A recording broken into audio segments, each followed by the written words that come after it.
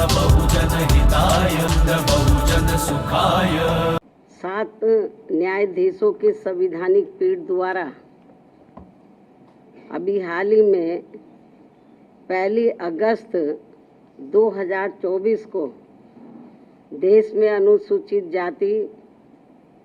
व अनुसूचित जनजाति के आरक्षण के संदर्भ में जो एक अति महत्वपूर्ण निर्णय दिया गया है, तो उसके संबंध में अपनी पार्टी की प्रतिक्रिया जाहिर करने के लिए बुलाई गई है, जिसमें अनुसूचित जाति व जनजाति के लोगों को पुनः उप वर्गीकृत सब क्लासिफिकेशन अर्थात सब क्लासिफिकेशन किए जाने को मान्यता प्रदान की गई है, जिसको लेकर और भी बहुत सी बातें कही गई हैं। उनसे हमारी पार्टी कतई भी सहमत नहीं है और इस संबंध में माननीय सुप्रीम कोर्ट द्वारा दविंदर सिंह बनाम पंजाब राज्य मामले में पारित इस आदेश के अनुसार अब राज्य सरकारें अनुसूचित जाति व जनजाति की सूची के भीतर आरक्षण के लिए उप वर्गीकरण अर्थात नई सूची बना सकेंगी,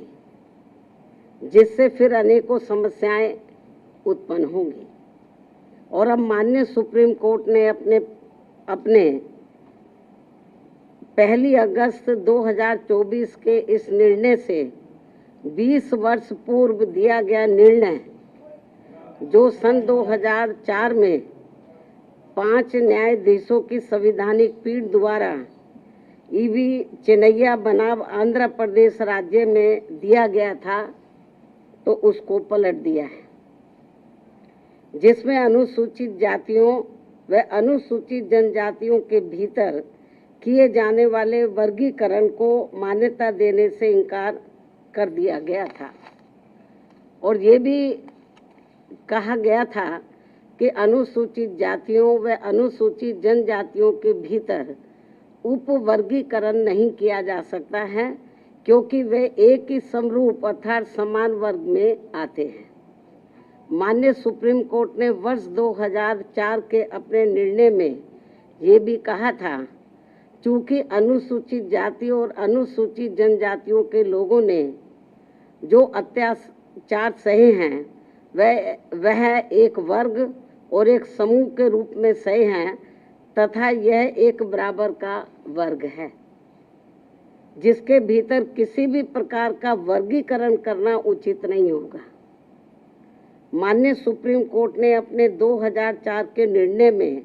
ये भी कहा था कि अनुसूचित जातियों और अनुसूचित जनजातियों के भीतर किसी भी प्रकार का उप वर्गीकरण भारतीय संविधान की मूल भावना के विपरीत होगा। माननीय सुप्रीम कोर्ट ने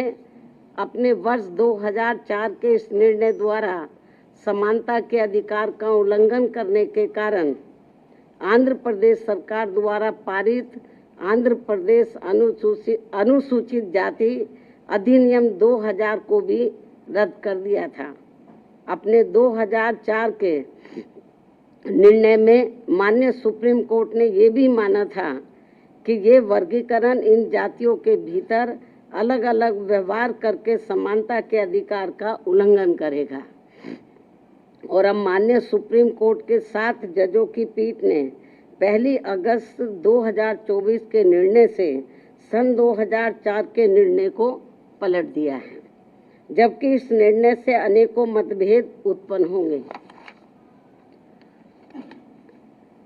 माननीय सुप्रीम कोर्ट के 1 अगस्त 2024 के इस निर्णय के बाद केंद्र और राज्य सरकारों के बीच भी मतभेद की स्थिति उत्पन्न होगी, क्योंकि अभी तक केवल संसद के पास किसी भी जाति को या जनजाति को अनुसूचित जाति व अनुसूचित जनजाति में सम्मिलित करने या बाहर करने की पावर है, जिसे माननीय राष्ट्रपति द्वारा अपने आदेशों द्वारा क्रियान्वित किया जाता है और जिसे बदलने का किसी भी राज्य सरकार को अधिकार नहीं है। परंतु अब 1 अगस्त 2024 के इस निर्णय के बाद जहां जो पार्टी सत्ता में होगी वह अपनी अपनी राजनीति के हिसाब से अदलती बदलती रहेगी, जिसके साथ साथ राज्य सरकारें अपने अपने वोट बैंक के लिए अपनी मनचाही जातियों को आरक्षण का अनुचित लाभ देने का प्रयास करेंगी। इस प्रकार से इस आदेश से ऐसी अनेकों समस्याएं उत्पन्न होंगी, जिसके कारण SC व ST को मिल रहा आरक्षण ही समाप्त हो जाएगा। एक प्रकार से SC व ST को मिल रहा आरक्षण ही समाप्त हो जाएगा और फिर इसका नतीजा ये होगा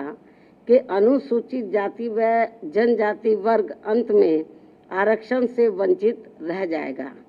और उनके हिस्से का आरक्षण भी अंत में किसी न किसी रूप में सामान्य वर्ग को ही दे दिया जाएगा। माननीय सुप्रीम कोर्ट द्वारा अपने 1 अगस्त 2024 के इस निर्णय में इस बिंदु पर भी पर्याप्त विचार व्यक्त नहीं किए गए हैं कि अनुसूचित जाति और अनुसूचित जनजाति के किन लोगों को क्रीमी लेयर की श्रेणी में रखा जाएगा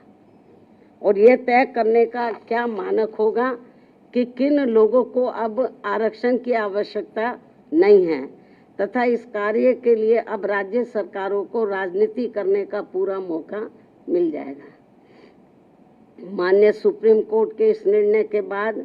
यदि अनुसूचित जाति और अनुसूचित जनजाति के भीतर उपवर्गीकरण किया जाता है तो वर्तमान में लागू आरक्षण के अनुसार सरकारी नौकरियों और शैक्षणिक संस्थानों में अनेकों पद रिक्त रह जाएंगे, क्योंकि जिन सीमित वर्ग की उपजातियों को आरक्षण दिया जाएगा उसमें रिक्त पद के सापेक्ष उतने अभ्यर्थी उपलब्ध नहीं हो पाएंगे और ऐसी स्थिति में ये बची हुई रिक्तियां अंत में सामान्य वर्ग के हिस्से में ही चली जाएंगी, जिससे समूचे दलित समाज के दलित व आदिवासी समाज के पिछड़े हुए लोगों को काफ़ी नुकसान होगा और उनमें असंतोष की भावना उत्पन्न होगी। इसके साथ साथ माननीय सुप्रीम कोर्ट के निर्णय दिनांक 1 अगस्त 2024 के अनुसार अब राज्य सरकारों को ये अधिकार होगा कि वह संविधान के अनुच्छेद 341 व 342 के अंतर्गत माननीय महामहिम राष्ट्रपति के द्वारा घोषित SC व ST जातियों के समूह का उपवर्गीकरण करके आरक्षण का लाभ उनमें से कुछ जातियों को दे सकती है और ऐसा करते समय SC व ST के समूह में बची हुई जातियों को उससे वंचित रख सकती है, क्योंकि राज्य सरकार की निगाह में उन जातियों को अब आरक्षण की आवश्यकता नहीं है, क्योंकि उन जातियों में से कुछ लोग सामाजिक तौर पर SC व ST की अन्य जातियों से बेहतर स्तर पर हैं। माननीय सुप्रीम कोर्ट के समक्ष इस उपवर्गीकरण के पक्ष में जोरदारी से दलील रखते समय बीजेपी द्वारा केंद्र शासित सरकार के attorney general, solicitor general, Punjab में आम आदमी पार्टी की सरकार के महाअधिवक्ता, हरियाणा एवं चंडीगढ़ की ओर से अधिवक्ताओं द्वारा ये महत्वपूर्ण तथ्य नहीं रखा गया कि वर्गीकरण के तहत जिन जातियों को लाभ से वंचित कर दिया जाएगा उन जातियों में अभी भी लाखों व्यक्ति ऐसे होंगे जिनको आरक्षण का लाभ नहीं मिल पाया है और अब उन्हें अनुच्छेद 341 एवं 342 के तहत SC व ST वर्ग के समूह में होते हुए भी हमेशा के लिए आरक्षण से वंचित रहना पड़ेगा, जो कि किसी भी प्रकार से न्याय संगत व उचित नहीं होगा तथा पूर्ण रूप से असंवैधानिक भी होगा तथा ये सभी उप वर्गीकरण वाली जातियां आपस में ही कोर्ट कचहरी अदालतों में वर्षों तक लड़ते रहेंगे और अंत में ये सभी लोग फिर आरक्षण से वंचित रह जाएंगे। साथ ही माननीय सुप्रीम कोर्ट के समक्ष दविंदर सिंह बनाम पंजाब राज्य मामले में सुनवाई के दौरान केंद्र के वकीलों और राज्य सरकार की तरफ से भी सत्ताधारी दल के वकीलों ने ही अपना पक्ष रखा है, परंतु माननीय सुप्रीम कोर्ट के 1 अगस्त 2024 के आए निर्णय के बाद अब तक इन सरकारों ने अपना पक्ष स्पष्ट नहीं किया है, जिससे अनुसूचित जाति और अनुसूचित जनजाति के लोगों में माननीय सुप्रीम कोर्ट के निर्णय को लेकर काफी भ्रांति की स्थिति बनी हुई है। माननीय सुप्रीम कोर्ट के समक्ष सुनवाई के दौरान समाजवादी पार्टी के वरिष्ठ राज्यसभा सांसद, जो कि वरिष्ठ अधिवक्ता भी हैं, तथा इनके साथ साथ बीजेपी ने केंद्र में अपनी सरकार की ओर से माननीय अटॉर्नी जनरल व सॉलिसिटर जनरल तथा कुछ राज्य सरकारों के वकीलों द्वारा, उसमें भी खासकर आम आदमी पार्टी की पंजाब सरकार की ओर से पंजाब के एडवोकेट जनरल, हरियाणा एवं चंडीगढ़ में बीजेपी की ओर से उनके वकीलों द्वारा उप वर्गीकरण के पक्ष में तथ्यों को तोड़ मरोड़ कर प्रस्तुत करते हुए बाबा साहब डॉक्टर भीमराव अम्बेडकर द्वारा संविधान सभा में लंबे विचार विमर्श के बाद बनाए गए आरक्षण के सिद्धांतों के साथ छेड़छाड़ करने का कार्य किया गया है, जो कि आरक्षण को पूरी तरह समाप्त करने की मानसिकता के साथ उठाया गया ये गंभीर कदम है। साथ ही माननीय सुप्रीम कोर्ट के 1 अगस्त 2024 के दिए गए निर्णय के बाद अनुसूचित जाति और जनजाति के लोगों के भीतर आपसी द्वेष की भावना बढ़ेगी और समाज में विभाजन की भावना को और अधिक बढ़ावा मिलेगा, जो कि राष्ट्र की एकता और अखंडता पर करारा प्रहार करने जैसा होगा। जबकि अनुसूचित जाति व जनजाति कोई साधारण जाति नहीं है, ये केवल भारतीय संविधान के अनुच्छेद 341 व 342 की अधिसूचना के जरिए अस्तित्व में आई है और यह अनुसूचित जातियों व जनजातियों का एक मिश्रण है और एक बार अधिसूचित होने के बाद फिर यह एक समरूप समूह बन जाता है। साथ ही राज्यों के द्वारा ये उप वर्गीकरण अनुच्छेद 341 एवं 342 के तहत राष्ट्रपति जी की अधिसूचना का उल्लंघन होने के साथ साथ ये पूर्ण रूप से असंवैधानिक भी होगा, क्योंकि कोई भी राज्य सरकार राष्ट्रपति की पावर को खत्म नहीं कर सकता है, क्योंकि ये संविधान के अनुच्छेद 341 भाग 2 एवं 342 का उल्लंघन होगा और इससे हमेशा ये खतरा बना रहेगा कि अनुसूचित जाति व जनजाति को दिया जाने वाला आरक्षण कब खत्म हो जाएगा, जबकि अनुसूचित जाति व जनजाति समुदाय के लोगों का वर्गीकरण का एकमात्र मूलभूत आधार सामाजिक गैर बराबरी अर्थात छुआछूत व जात पात रहा है। ऐतिहासिक तौर पर सामाजिक गैर बराबरी की वजह से ही आरक्षण दिया गया है, तो ऐसे में जाति के आधार पर प्रताड़ना झेलने वाले समुदाय के बीच आरक्षण का बंटवारा करना ये पूर्ण रूप से अनुचित, असंवैधानिक व गलत है, क्योंकि दलितों व आदिवासियों के लिए आरक्षण का उद्देश्य जात पात व छुआछूत की बुराइयों को दूर करना था।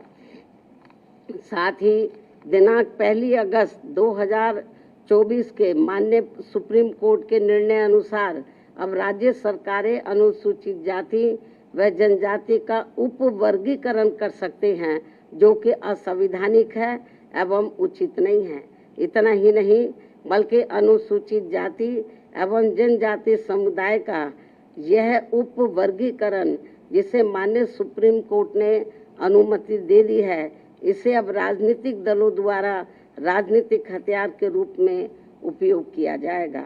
जहां एक तरफ राजनीतिक दल अपने राजनीतिक उद्देश्यों को पूरा करने के लिए कुछ अनुसूचित जाति व जनजाति वर्गों को हाशिए पर धकेल देंगे और उनके लिए पक्षपात का माहौल बनाकर अपना उद्देश्य पूरा करेंगे, तो वहीं दूसरी तरफ अनुसूचित जाति एवं जनजाति के इस उप वर्गीकरण के कारण काफी पद रिक्त रह जाएंगे और आगे चलकर फिर उन पदों के अनारक्षित श्रेणी में तब्दीली हो जाने की प्रबल संभावनाएं होंगी। अतः जिस मुख्य उद्देश्य के लिए परम पूज्य बाबा साहब डॉक्टर भीमराव अंबेडकर ने संविधान के तहत अनुसूचित जाति एवं जनजाति वर्ग को आरक्षण दिया था, उसे अब एक प्रकार से प्रभावहीन बना दिया जाएगा, अर्थात खत्म कर दिया जाएगा। वैसे भी खासकर बीजेपी, कांग्रेस व समाजवादी पार्टी आदि हमेशा से ही एसटी वर्गों को मिल रहे आरक्षण के विरुद्ध रहे हैं और इसलिए इनके वकीलों ने उप वर्गीकरण की काफी जोरदारी से कोर्ट के सामने अपनी दलीलें भी रखी हैं और इसे खत्म करने की सिफारिश में ये पार्टियां हमेशा प्रयासरत रहती हैं। समाजवादी पार्टी ने तो संसद के भीतर ही पदोन्नति में आरक्षण संबंधी बिल को ही बीजेपी और कांग्रेस की मिली भगत से फाड़ दिया था, जिसे आज तक केंद्र सरकार संसद में दोबारा नहीं ला सकी है, जिसकी वजह से माननीय सुप्रीम कोर्ट के नागराज के निर्णय के तहत आज तक एससी व एसटी कर्मचारियों को पदोन्नति में आरक्षण संबंधी लाभ से वंचित रहना पड़ रहा है तथा अब इसी प्रकार से इस नए निर्णय दिनांक 1 अगस्त 2024 के तहत अंत में हमेशा के लिए ही इन वर्गों को आरक्षण से वंचित कर दिया जाएगा और इससे फिर बीजेपी, कांग्रेस व समाजवादी पार्टी आदि को आरक्षण खत्म करने के लिए इन्हें संविधान बदलने की भी जरूरत नहीं पड़ेगी। और यही कारण है कि इन पार्टियों ने केंद्र सरकार व राज्य सरकारों की तरफ से उचित पैरवी भी नहीं की है और काफी कुछ उप वर्गीकरण के पक्ष में दलीलें रखी हैं, जिससे कि मौजूदा चल रहे आरक्षण के विरुद्ध निर्णय आए। और यदि बीजेपी के एनडीए व इंडिया अलायंस की सभी पार्टियों की नीयत ठीक होती और वो एससी व एसटी को मिल रहे आरक्षण में छेड़छाड़ आदि करके उसे खत्म नहीं करना चाहते, तो फिर मेरी इन सभी पार्टियों से ये अपील है कि ये सभी पार्टियां इस विषय पर, इस मुद्दे पर देश के समूचे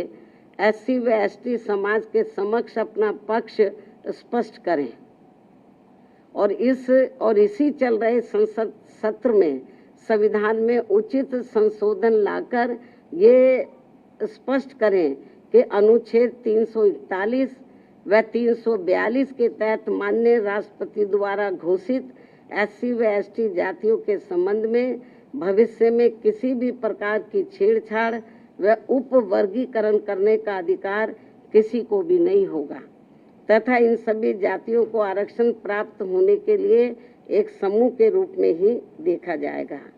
ये इनको संशोधन संविधान में उचित संशोधन विधेयक इनको लाना चाहिए और ये सब लाकर इनको संविधान की 9वीं अनुसूची में इसको शामिल करना चाहिए ताकि फिर भविष्य में कभी भी जो एससी एसटी का आरक्षण है उसके साथ किसी भी प्रकार का कोई छेड़छाड़ आदि ना हो सके। हालांकि ये जो अब नौबत आई है, ये नौबत नहीं आती यदि इसको बहुत पहले ही संसद द्वारा संविधान की 9वीं सूची में डाल दिया जाता। हमारी पार्टी ने लोकसभा के अंदर भी और राज्यसभा में भी इस मामले को अनेकों बार उठाया है, लेकिन इसको टाल दिया गया क्योंकि जब बीजेपी पावर में रहती है वो भी इसको टाल मटोल करती है इस मामले को, कांग्रेस पावर में रहती है तो वो भी इस मामले को टाल मोल कर देती है। इससे स्पष्ट है कि चाहे कांग्रेस हो, बीजेपी हो या अन्य पार्टियां हो, उनकी वीकर सेक्शन के मामले में, खासकर दलितों व आदिवासियों के मामले में अभी इनकी जातिवादी सोच बदली नहीं है। मुझे नहीं लगता है कि ऐसा कुछ ये पार्टियां कर पाएंगी। इसके साथ साथ मेरी इस देश के सभी अनुसूचित जाति व अनुसूचित जनजाति वर्गों के लोगों से ये खास अपील भी है कि इस समय इस निर्णय से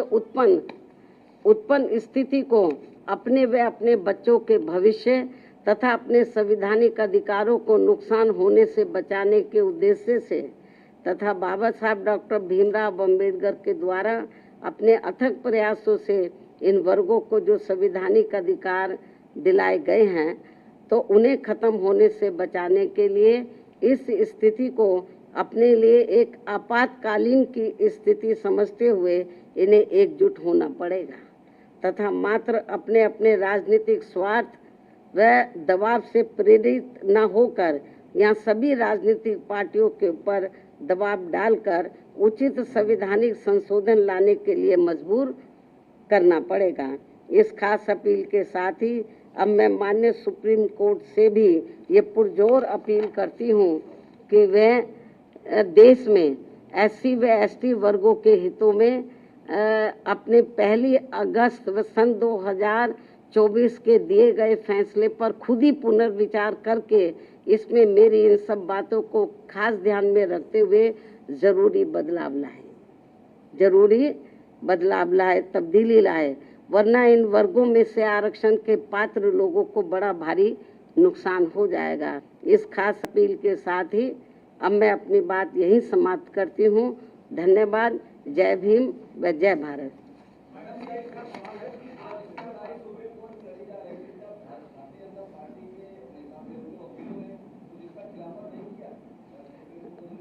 नहीं, उसका खिलाफत इन्होंने नहीं किया।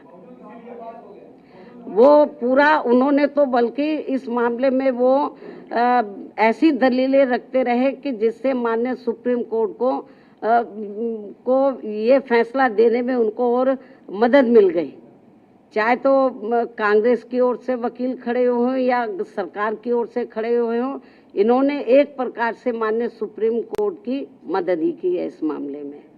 तो इससे जाहिर हो जाता है कि इनकी इंटेंशन सही नहीं है और ये लोग SC और ST को जो रिजर्वेशन मिल रहा है इसको सीधा खुद ना खत्म करके माननीय कोर्ट के जरिए, जुडिशरी के जरिए ये इसको खत्म करना चाहते हैं और इसमें ये लोग काफ़ी हद तक कामयाब भी हो गए हैं और हमारी पार्टी इसको लेकर बड़ी चिंतित है।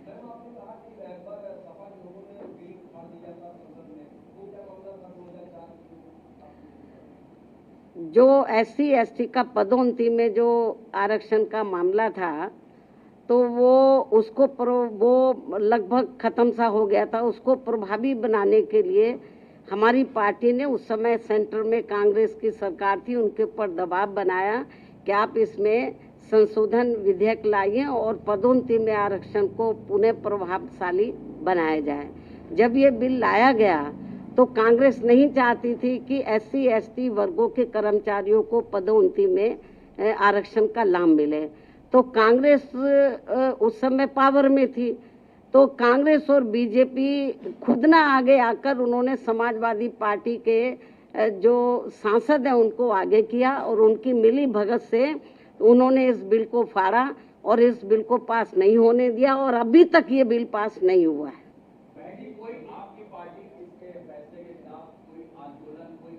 नहीं, अभी आंदोलन मैं आपको जो बताया ना कि हम लोग तो बीजेपी कांग्रेस को ही कोस सकते हैं क्योंकि इनके वकीलों को सही पैरवी करनी चाहिए थी, सरकार को सही पैरवी करनी चाहिए थी। हमने माननीय सुप्रीम कोर्ट से मीडिया के माध्यम से हमने उनसे अपील की है आज कि वो अपने इस फैसले पर पुनर्विचार करें, इस फैसले को बदले, वरना इस देश में जो करोड़ों दलित और आदिवासी समाज के लोग हैं तो जिनको अपने पैरों पर खड़े करने के लिए परम पूज्य बाबा साहब डॉक्टर अम्बेडकर ने जो इनको आरक्षण की सुविधा दी थी, यदि ये खत्म हो गई तो बड़ा मुश्किल हो जाएगा। और जो लोग ये कहते हैं कि SC में या ST में जो जातियां मजबूत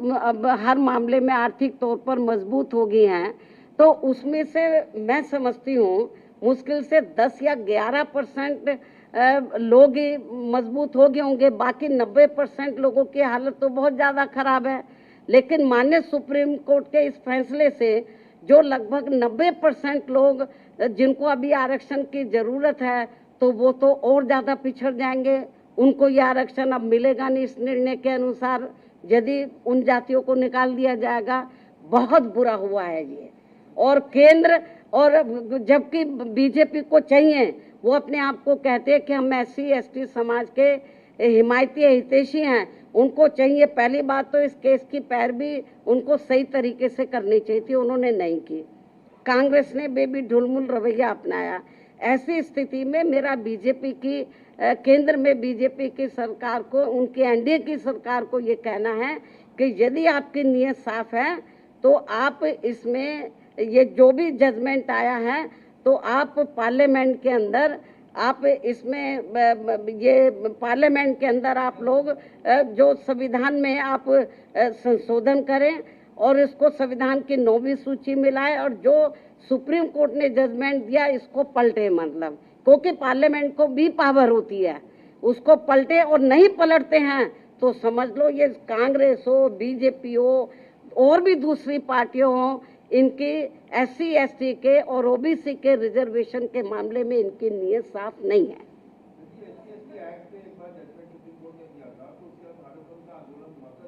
अभी आप रिजर्वेशन की बात करो, विषय को डाइवर्ट मत करो।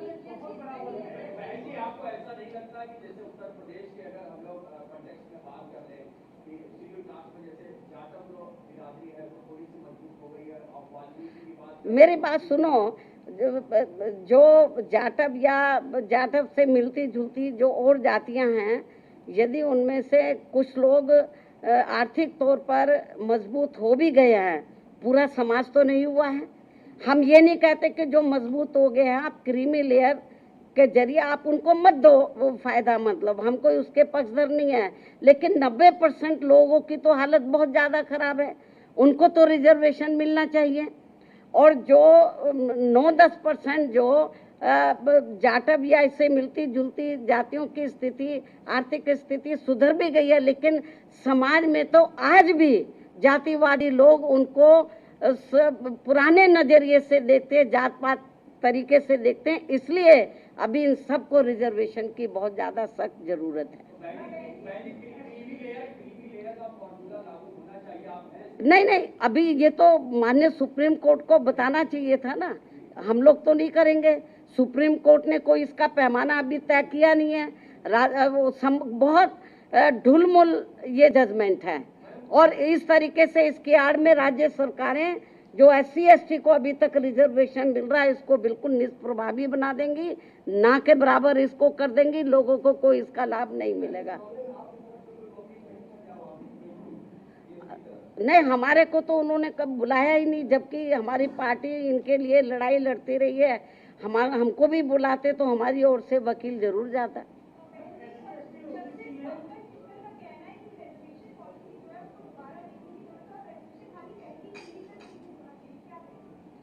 भाई मैं आपको बताया कि ठीक है, आप आर्थिक नहीं, जो SC/ST के लोग हैं इनको जो रिजर्वेशन मिला है, जो शैक्षणिक, सामाजिक और आर्थिक गैर बराबर हैं, इस आधार पर मिला। तो सामाजिक जो दृष्टिकोण है इन वर्गों के मामले में वो अभी लोगों का बदला नहीं है, इसलिए इनको अभी रिजर्वेशन मिलना बहुत जरूरी है। ठीक है।